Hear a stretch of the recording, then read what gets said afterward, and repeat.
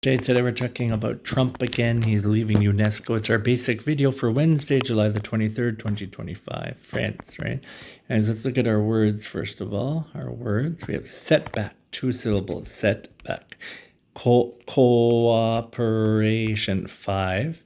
Review, 2 syllables. Contribution, 4. Budget, 2. Withdraw, 2. Designation, 4.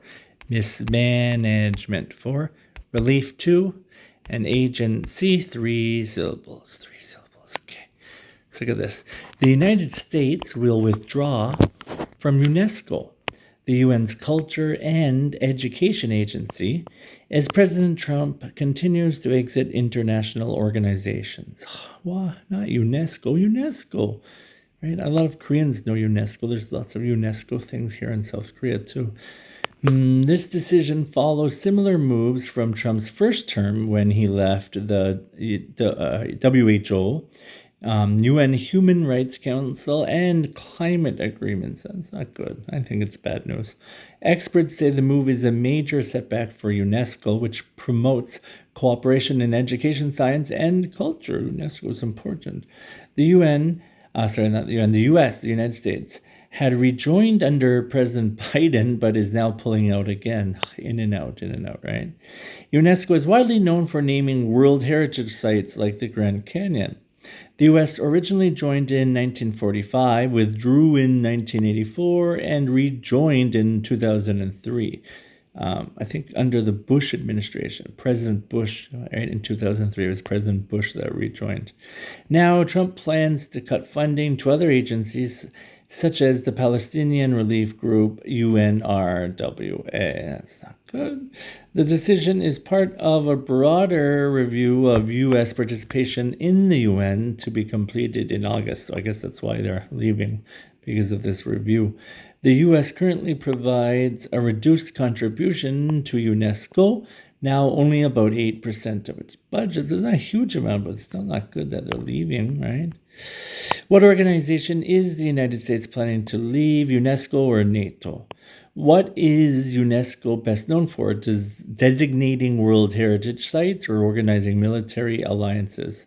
Under which president did the U.S. rejoin UNESCO in 2003, the year 2003? Bush or Biden, right? 2003, remember the date, don't make a mistake here.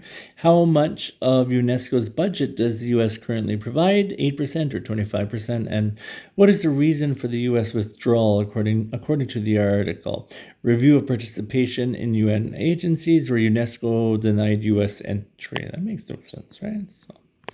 All right, our fantasy word portal. We've done this word before, but it's important. So let's look again. Portal, like a fantasy portal, but then there's an internet portal, which everyone knows, I think.